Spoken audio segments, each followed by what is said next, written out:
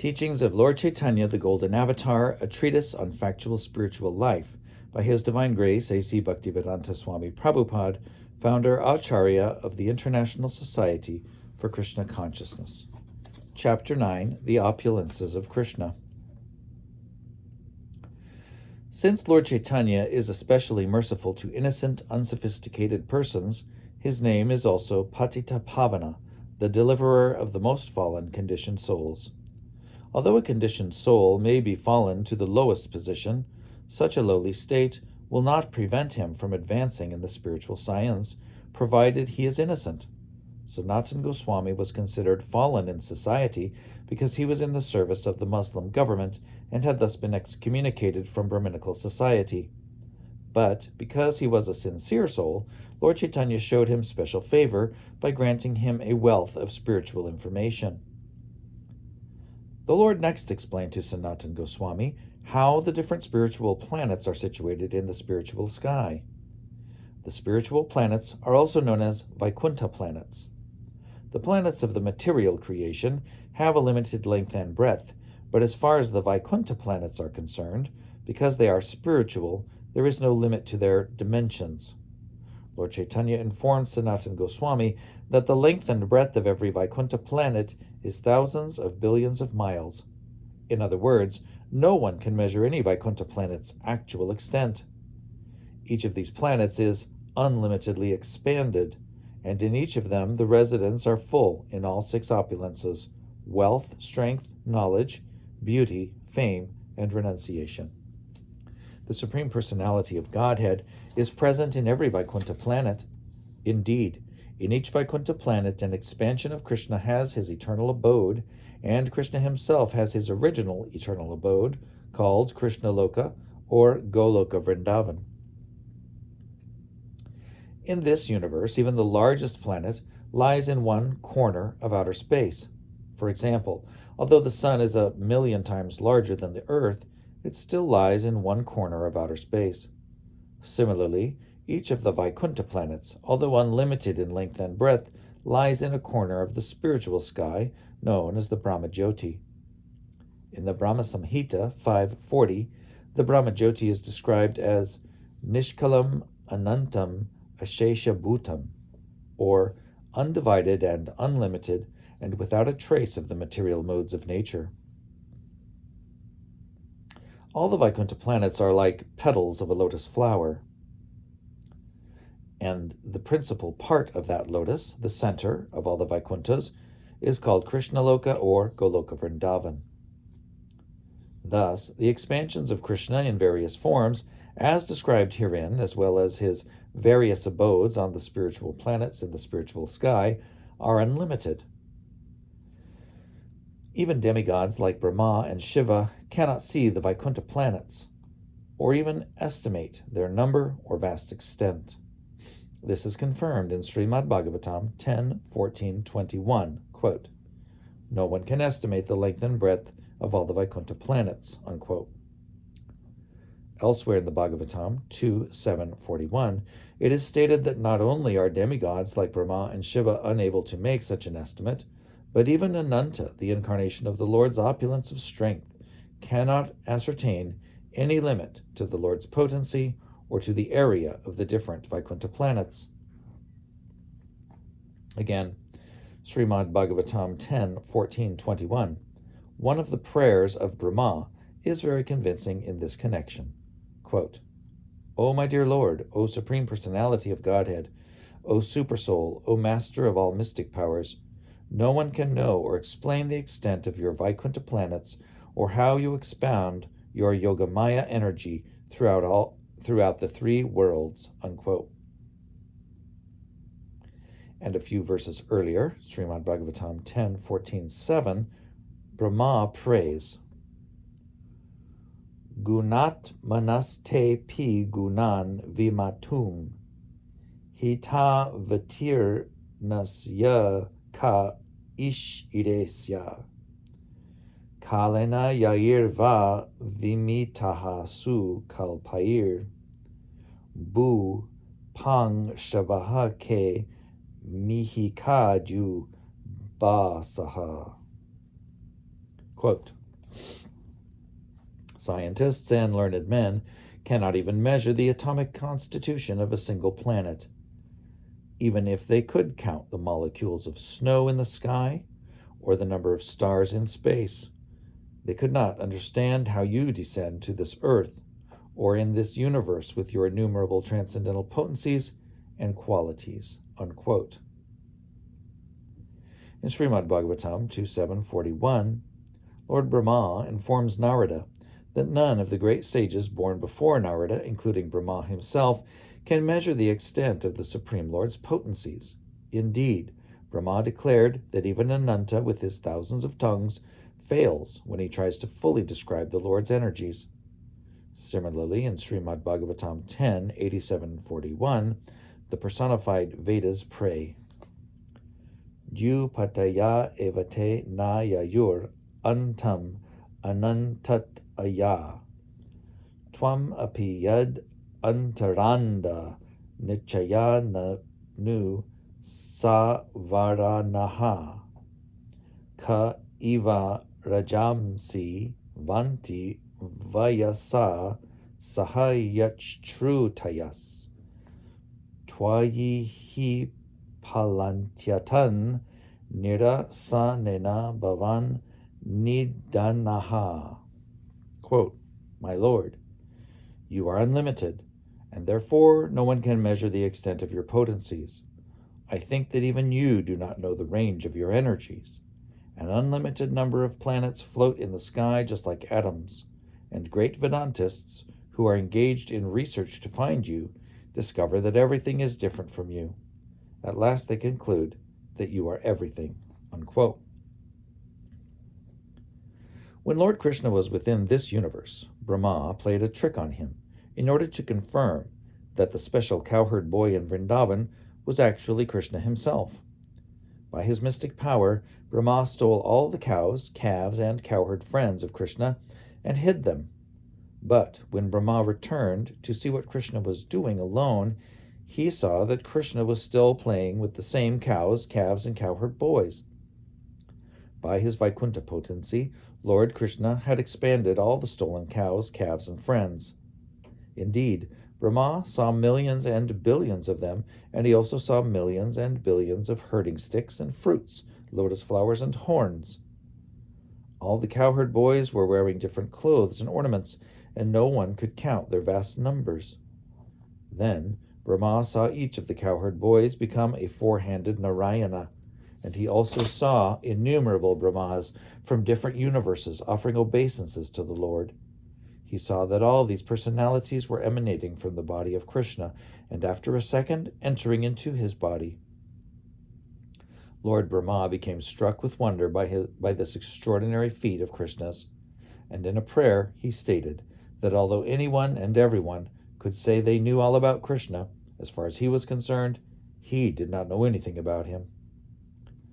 My dear Lord, he said, the potencies and opulences you have exhibited just now are beyond the ability of my mind to understand. Unquote. Lord Caitanya further explained that not only is the potency of Krishnaloka limitless, but so also is that of Vrindavan, Lord Krishna's abode on this planet. From one point of view, Vrindavan is about 32 square miles in area, yet in one part of this Vrindavan, all the Vaikunthas exist. The area of present-day Vrindavan contains 12 forests and covers about 84 kroshas, or 168 miles in area. And Vrindavan city is estimated to be about 16 kroshas, or 32 square miles. How all the Vaikunthas can exist there is beyond material calculation. Thus, Chaitanya Mahaprabhu concluded that the potencies and opulences of Krishna are unlimited. Whatever he told Sanatana Goswami was only partial, but by such a partial presentation, one can try to imagine the whole. While Lord Caitanya was speaking to Sanatana Goswami about the opulences of Krishna, he became deeply immersed in ecstasy, and in that transcendental state, he recited a verse from Srimad Bhagavatam 3.2.21, in which Uddhava, after the disappearance of Krishna, told Vidura, Swayang twasam yat ishayas triyadi shaha Swarajya Lakshmyapta Samastakamaha Baling Harad Bhish Chiraloka Palai Kirita Kotidita Pada Pitaha. Quote, Krishna is the master of all demigods, including Lord Brahma, Lord Shiva, and the expansion of Vishnu within this universe. Therefore, no one is equal to or greater than him, and he is full in 6 opulences. All the demigods engaged in the administration of each universe offer their respectful obeisances unto him. Indeed, the helmets on their heads are beautiful because they are decorated with the imprints of the lotus feet of the Supreme Lord. Unquote. It is similarly stated in the Brahma Samhita 5.1 that Krishna is the Supreme Personality of Godhead, and no one can be equal to or greater than him. That is Brahma's conclusion. Although the universal rulers, Brahma, Shiva, and Vishnu, are masters of each and every universe, they too are servants of the Supreme Lord Krishna. As the cause of all causes, Lord Krishna is also the cause of Mahavishnu, the first of the incarnations who control this material creation. From Mahavishnu come Garbhodakshaya Vishnu and Kshirodakshaya Vishnu. Thus, Krishna is the master of Garbhodakshaya Vishnu and Kshirodakshaya Vishnu, and he is also the supersoul within every living entity in the universe. The Brahma Samhita 5.48 states, By Mahavishnu's breathing, innumerable universes are produced. In each universe there are innumerable Vishnu Tattvas, but it should be understood that Lord Krishna is the master of them all, and that they are but his partial plenary expansions. From the revealed scriptures it is understood that Krishna lives in 3 transcendental places. His most confidential residence is Goloka Vrindavan. It is there that he stays with his father, mother, and friends, exhibits his transcendental relationships, and bestows his mercy upon his eternal entourage. There, Yogamaya acts as his maidservant in the Rasa Leela dance. The residents of Rajabhumi think, quote, The Lord is glorified by particles of his transcendental mercy and affection, and due to his merciful existence, we, the residents of Vrindavan, have not the slightest anxiety. Unquote. As stated in the Brahma Samhita 5.43, in the spiritual sky, all the Vaikuntha planets, which make up Vishnu Loka, are below the planet known as Krishna Loka, Goloka Vrindavan. On that supreme planet, the Lord enjoys his transcendental bliss in multiple forms, and all the opulences of the Vaikunthas are fully displayed on that one planet. Like Krishna, his associates are also full with 6 opulences. In the Padma Purana, Uttarakanda 255-57, it is stated that the material energy and the spiritual energy are separated by the Viraja river. That river flows from the perspiration of the first Purusha incarnation. On the far bank of the Viraja is the eternal nature, unlimited and all blissful, called the spiritual sky, the spiritual kingdom, or the kingdom of God. The spiritual planets are called Vaikunthas because there is no lamentation or fear there, and everything is eternal. The spiritual world has been calculated to comprise 3/4 of the energies of the Supreme Lord, and the material world comprises 1/4. But no one can understand what that 3/4 is, since even this material universe cannot be described. Trying to convey to Sanatana Goswami something of the extent of this display of 1/4 of Krishna's energy, Chaitanya Mahaprabhu next cited an incident from the scriptures in which Brahma, the Lord of the universe, came to see Krishna at Dwaraka. When Brahma, the first created being in the universe, approached Krishna, the doorman informed Krishna that Brahma had arrived to see him. Upon hearing this, Krishna inquired as to which Brahma had come, and the doorman returned to Brahma and asked, "Which Brahma are you? Krishna has asked." Brahma was struck with wonder. Why did Krishna ask such a question? Brahma informed the doorman. Please tell him that the Brahma who is the father of the 4 Kumaras and who has 4 heads has come to see him. The doorman informed Krishna and then asked Brahma to come inside. Brahma offered his obeisances unto the lotus feet of Krishna, and after Krishna had received him with all honor, the Lord asked him why he had come. I shall tell you of my purpose in coming here, Lord Brahma replied. But first, I ask you to kindly remove a doubt I have. Your doorman told me that you asked which Brahma had come to see you. May I inquire if there are other Brahmas besides me? Upon hearing this, Krishna smiled and at once called for many Brahmas from many other universes. The 4-headed Brahma then saw many other Brahmas coming to see Krishna and offer their respects. Some of them had 10 heads, some had 20, some had 100, and some even had 1,000,000 heads. Indeed, the 4-headed Brahma could not even count the Brahmas who came to offer their obeisances to Krishna. Krishna then called many other demigods from various universes, and they all came to offer their respects to the Lord. Upon seeing this wonderful exhibition by Krishna, the 4-headed Brahma became nervous and began to think he was just like a mosquito in the midst of many elephants. Since so many demigods were offering obeisances unto the lotus feet of Krishna, Brahma concluded that no one can measure Krishna's unlimited potency. All the helmets of the various demigods and Brahmas shone brightly in the assembly, and when the helmets struck one another as the demigods offered obeisances, the helmets seemed to make a great sound of prayer. Dear Lord, the demigods said, it is your great mercy upon us that you have called us to see you. Is there any particular order? If so, we will carry it out at once. There is nothing especially required of you, Lord Krishna replied. I only wanted to see you all together at one time. I offer my blessings to you. Don't be afraid of the demons. By your mercy, everything is all right, they all replied. There are no disturbances at present, for by appearing on the earth you have vanquished everything inauspicious. As each Brahma saw Krishna, each thought that Krishna was only within his universe. After this incident, Krishna wished all the Brahmas farewell, and after offering respects to him, they returned to their respective universes.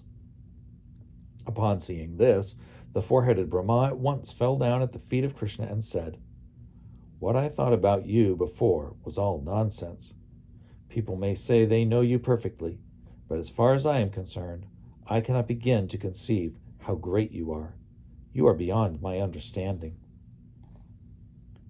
Krishna then informed him, This particular universe is only 4,000 million miles across, but there are many millions and billions of universes which are far, far greater than this one. Some of these are many trillions of miles across, and all these universes require strong Brahmas with many more than 4 heads. Krishna further informed Brahma, This material creation is only 1/4 of my creative potency. 3/4 is in the spiritual kingdom. The 4-headed Brahma then offered obeisances to Krishna and departed, now understanding the meaning of the Lord's 3/4 energy. The Lord is known as Triyadhishvara, a name indicating his principal abodes, Gokul, Mathura, and Dwaraka.